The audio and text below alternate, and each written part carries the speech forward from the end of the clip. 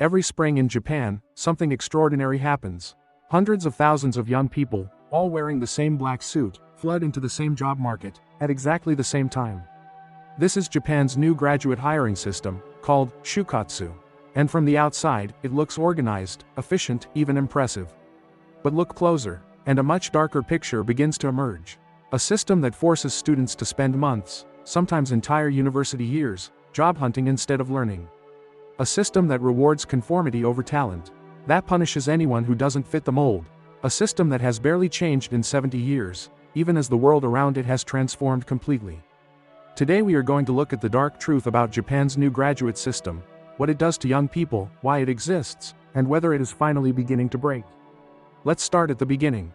What exactly is shukatsu? Shukatsu, short for shushoku katsudo, meaning job hunting activity, is the highly organized, highly ritualized process by which Japanese university students find their first full-time job. It is not just applying for a job. It is a months-long, highly structured national ritual that every student is expected to go through, in exactly the same way. The process typically begins in the third year of a 4-year university degree. Students start preparing, attending seminars, writing resumes, researching companies, while still in class. By the fourth year, which should be the year of thesis work, graduation projects, and academic achievement, many students spend most of their time on job hunting. Major companies open applications in December or January. Interviews begin in spring. Job offers are officially released in October of the student's final year. That is almost a full year of job hunting, while still being a student, paying tuition, and trying to graduate. And every student goes through this at the same time. The same timeline, the same forms, the same rules. There is almost no individual variation allowed. Let's talk about the recruitment suit. Because nothing captures the conformity of shukatsu more than what students are expected to wear. The recruit suit, Ryo Suda, is Japan's unofficial job hunting uniform. Black jacket, black trousers or skirt, white shirt.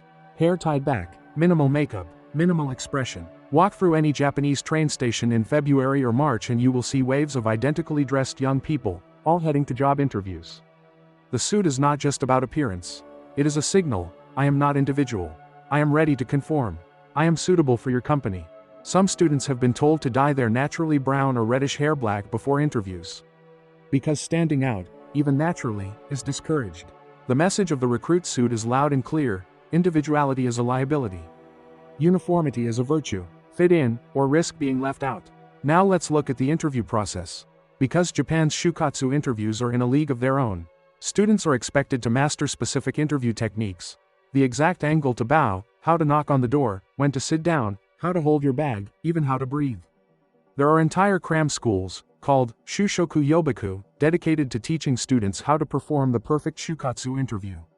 This is a booming industry. One of the most famous and bizarre interview questions in Japan is, if you were a piece of office furniture, what would you be and why? Students prepare answers for this with full seriousness. Students prepare cookie-cutter answers to standard questions: why do you want to work here?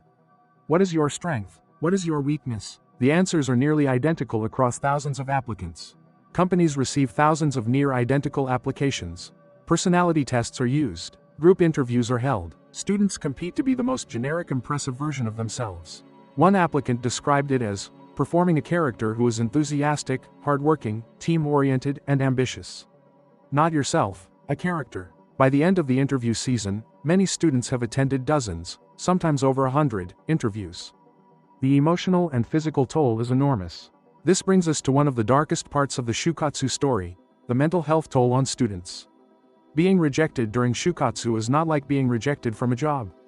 In Japan's context, where your first employer defines your career trajectory, it can feel like a rejection of your entire future. Studies show that shukatsu season is one of the peak periods for student depression and anxiety in Japan.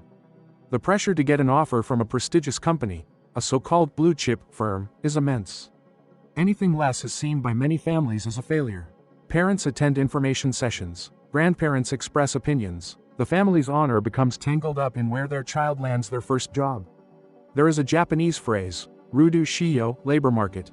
But during shukatsu, students don't feel like workers entering a market.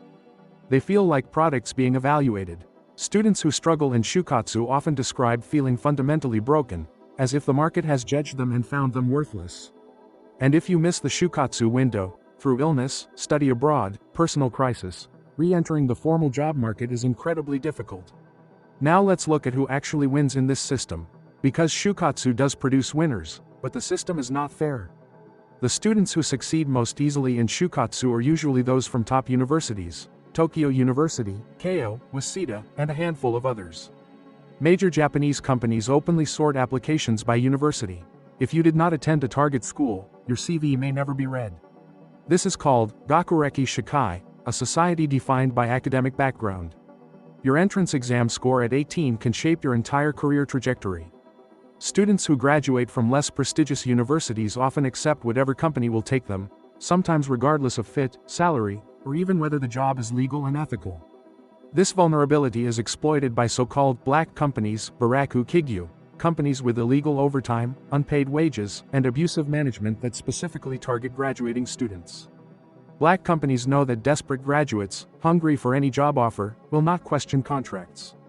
They will sign anything, and the Shukatsu system delivers these workers right to their door.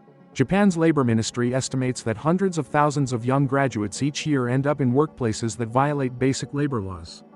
And most do not quit, because quitting carries such heavy stigma. Now let's talk about the gender dimension, because Shukatsu is particularly brutal for women. Despite laws against it, female graduates are still frequently asked illegal interview questions about marriage plans, pregnancy intentions, and family priorities. Many companies still expect female hires to fill ippenshoku, general clerical roles, rather than the higher-paying sogashoku management track. Women are steered before they even start. Women who aim for the management track face higher scrutiny during Shukatsu. They are implicitly expected to prove they will not leave when they have children.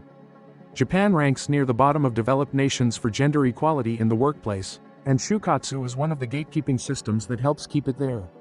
Young Japanese women who do succeed in the management track often describe having to work twice as hard, behave twice as formally, and constantly prove they deserve to be there. The Shukatsu system does not create equal opportunity.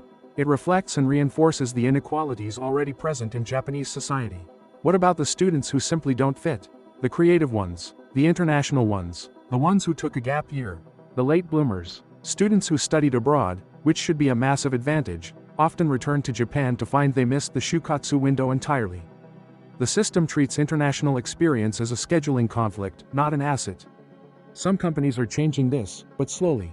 Creative students, those who want to go into arts, design, freelance, or entrepreneurship, often feel Shukatsu has nothing for them. But the pressure to participate is immense. Some call this group freeter, people who work part-time or casual jobs because they couldn't or wouldn't complete Shukatsu.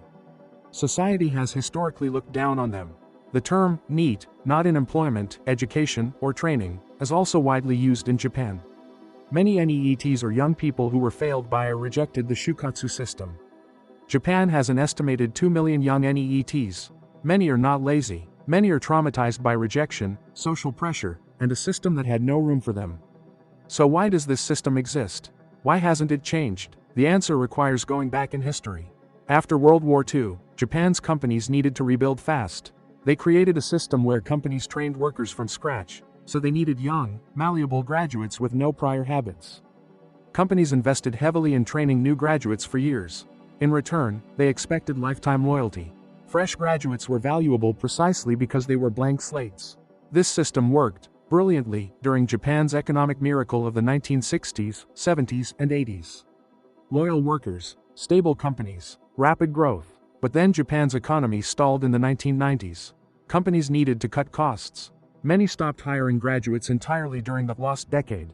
The generation that graduated in the 1990s and early 2000s, called the Ice Age generation, or lost generation, faced mass rejection during Shukatsu through no fault of their own.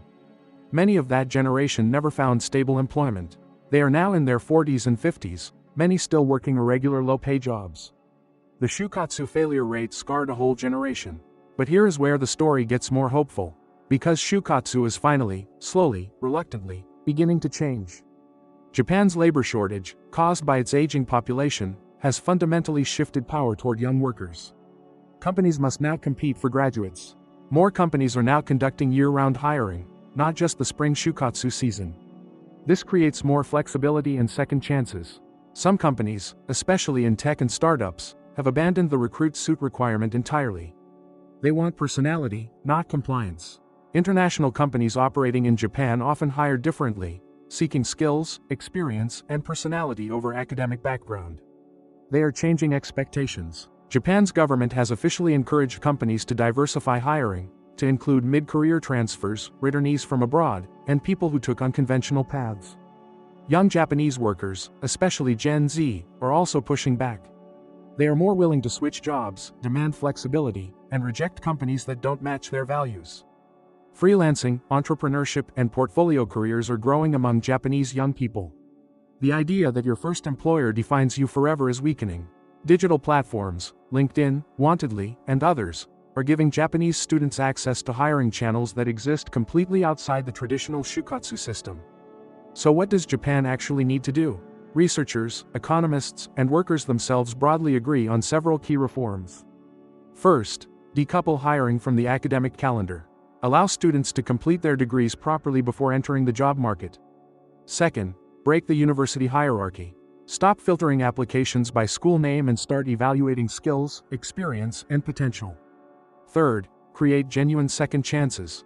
People who take gap years, study abroad, or recover from illness should not be permanently disadvantaged. Fourth, protect women equally. Enforce the laws that already ban discriminatory interview questions. Hold companies accountable. Fifth, redefine what talent looks like. The student who spent 2 years building a startup, creating art, or living abroad has real skills. The system should recognize them. Japan's shukatsu system was built for a different world, a world of lifetime employment, homogeneous workforces, and rapid industrial growth. That world is gone. Japan now needs creativity, flexibility, international thinking, and diverse talent more than it needs compliance and uniformity.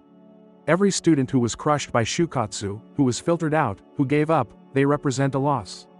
Not just for themselves, for Japan. And every young person who is entering the shukatsu system right now, fighting their way through it, deserves better than what the system currently offers.